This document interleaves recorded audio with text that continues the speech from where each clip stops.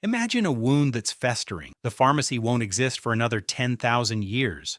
No antibiotics, no doctor, no painkiller. A tooth starts aching at night, and until morning, no one will pull it. The body is gripped by fever. The forehead is burning. There's no help to be found anywhere. That's how people lived for almost their entire history. And yet human bones tell a strange story. Fractures were set, wounds were cleaned, pain was relieved. Some people recovered. Medicine is older than farming, older than writing, possibly older than our species. How did a naked human with no knowledge learn to heal? Let's work through it using bones and finds. First, forget the word doctor. The first medicine knew nothing of anatomy or microbes. It grew out of observation and thousands of mistakes. Someone ate one leaf and felt better. Someone ate another and died. What worked was remembered and passed on. That's how knowledge accumulated over thousands of years, long before any science. And this story doesn't even start with humans. Animals know how to heal themselves too. Biologist Michael Huffman observed chimpanzees in Tanzania. Sick apes sought out the bitter leaf of aspirin,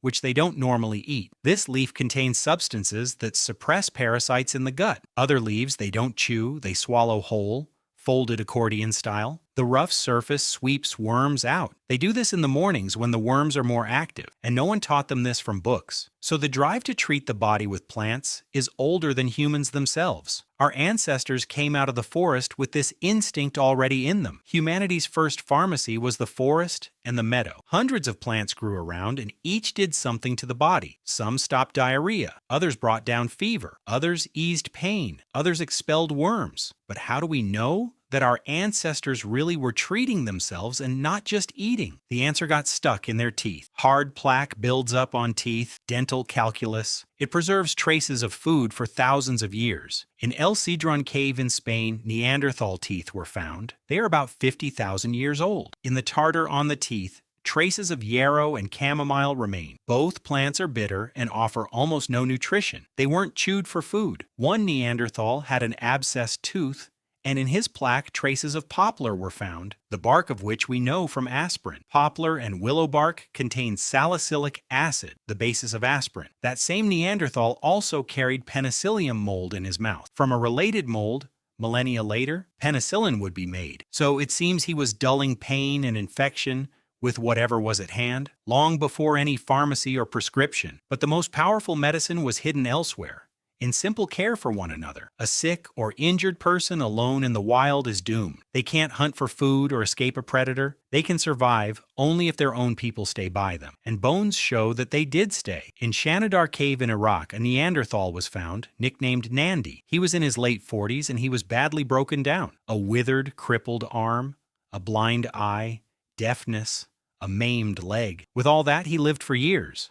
Alone, he wouldn't have lasted a week. Someone brought him food and didn't abandon him. In Dmanisi in Georgia, an even older skull was found. It is nearly 1.8 million years old, and the skull had almost no teeth left. The sockets had healed over long before death. This person lived without teeth for years. That means someone softened his food and shared it with him. Almost 2 million years ago, humans were already not abandoning the weak. Caring for the sick is the very first medicine. In Kenya, the skeleton of a Homo erectus with a severe bone disease was found. It's about 1.5 million years old. With this disease, he was weakened and couldn't gather food on his own. Yet, he lived with it for weeks, if not months. That means someone carried food and water to him until the end. The most dangerous day of a person's life was the day they were born. Humans stood up on 2 legs and the pelvis narrowed, while the infant's head, conversely, grew larger. A big head in a narrow pelvis makes childbirth difficult and dangerous. Other apes give birth alone and in silence. A human mother almost always needed another's hand. The baby emerges facing away from the mother. The mother could not help deliver it herself. That's why those who had already helped with births sat nearby. They knew how to turn the baby, how to catch it, how to tie off the umbilical cord. That's how midwifery arose.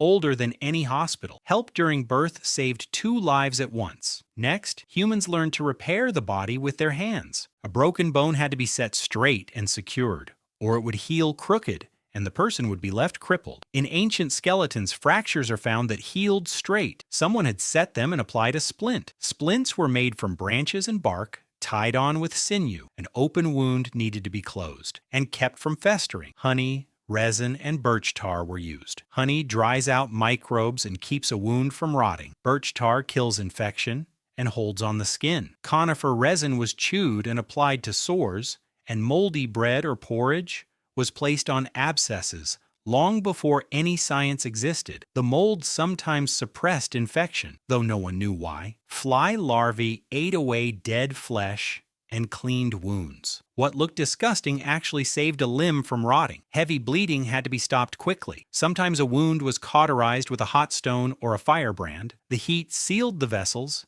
and killed infection at the edge. It was terribly painful, but it saved lives. And one more piece of knowledge, both saved and killed at the same time. The same plant heals in a small dose and poisons in a large one. A healer had to remember the right measure better than anyone. Now for the most incredible part. Ancient people performed surgeries and patients survived them. Let's start with holes in the skull. All over the world, skulls are found with neatly cut openings. This is trepanation, the oldest known head surgery. The earliest skulls with holes are about 7,000 years old. The skull was opened with a stone blade, scraping away the bone in a circle.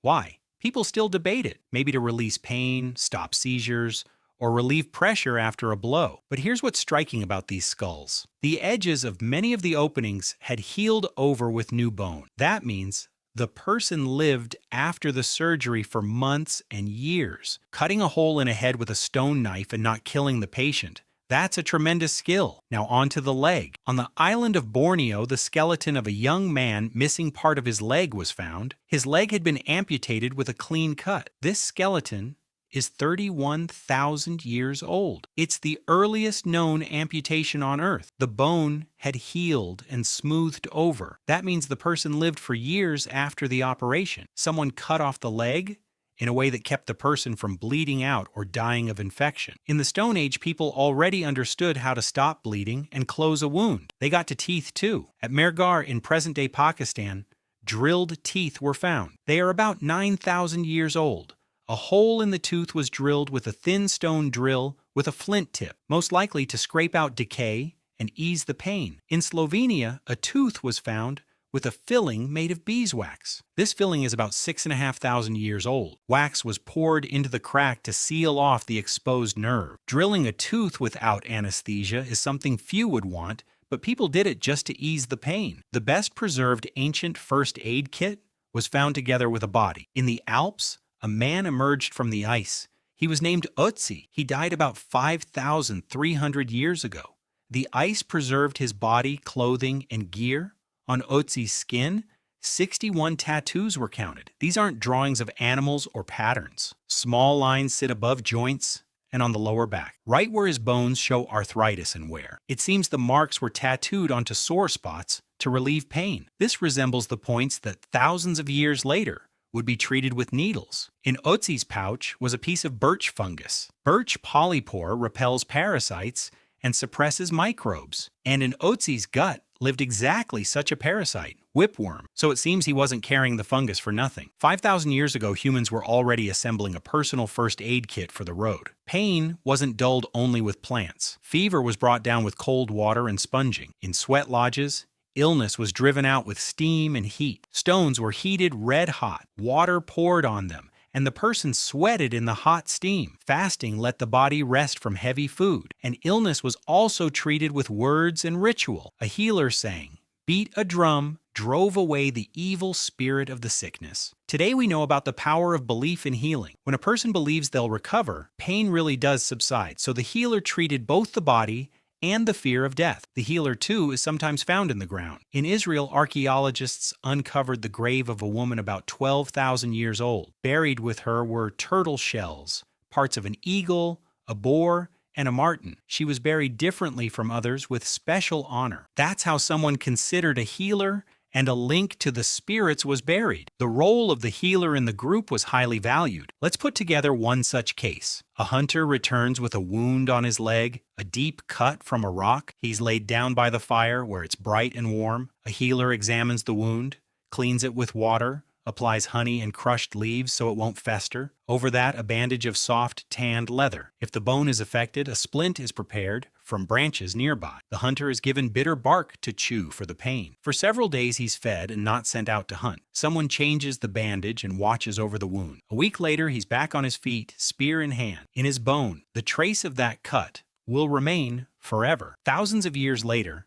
an archaeologist will read this story from it. Here's the main thing about this medicine. It was born without anatomy and without a microscope.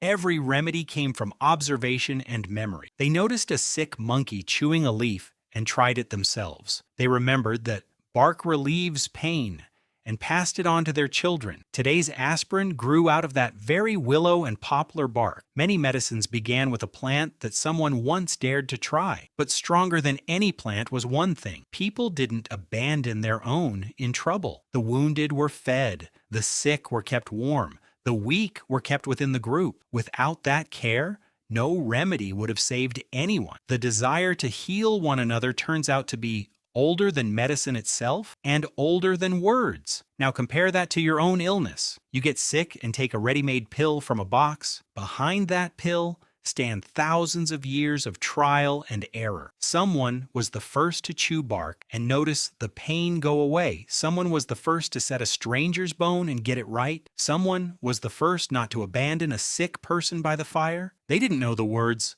microbe or nerve. They simply wanted their own people not to die. And each time they got a little better at it. All of medicine grew from that simple, stubborn desire to help. You reach for a pill in a minute. It took them thousands of years to reach it. And the first step toward it was taken with bare hands by the fire. Our ancestors looked after their health with whatever was at hand. Plants, bark, a neighbor's care. You have far more at hand. So take care of yourself. If you found this video interesting, hit subscribe. The next story is already in the works. See you next time.